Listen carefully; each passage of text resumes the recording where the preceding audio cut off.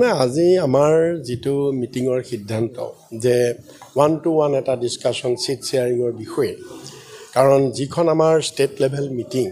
সেইখন বহল ভিত্তিত মিটিং তাত কেতিয়াও সিট শেয়াৰিঙৰ কথা পাতিব নোৱাৰি সিট শেয়াৰিংটো সদায় এটা খুব কোৰ গ্ৰুপৰ লগত পতা হয় গতিকে আজি আমি পাতিলো এটা ফাৰ্স্ট ৰাউণ্ড টক হৈছে ফাৰ্স্ট ৰাউণ্ড টকতটো একো সিদ্ধান্ত নহয় অপিনিয়ন বিলাক লোৱা হৈছে আমাৰ কি কলে না আমাৰটো 4টা সমষ্টি আমি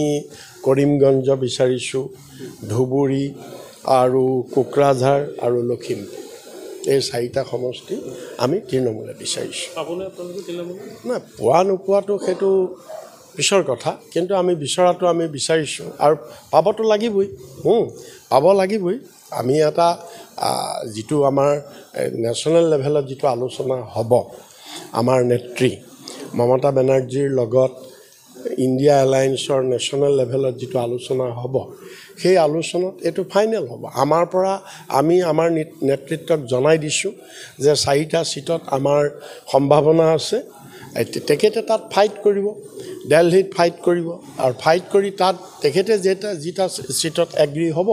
হেতু আমি পাম আজি এটা দেখা গৈছে যে বিৰোধী ঐক্যজোটে কোনোটা ৰাজনৈতিক দলে যেনে ধৰণে বিজেপি এটা কথা AIUDF একো লগাব নোৱাৰে কাৰণ এতিয়া AIUDF টো ক'ত আছে AIUDF টো অকল সংখ্যালঘু মানুহৰ মাজতহে আছে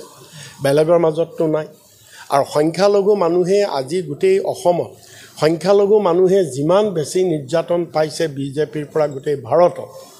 কোনেও পোৱা নাই আৰু আজি সংখ্যালঘু মানুহে AIUDFক বদৰুদ্দিনক তেওঁ যে এটা বিজেপিৰ বি টিম হেতু সংখ্যালঘু মানুহে এতিয়া বুজি পাইছে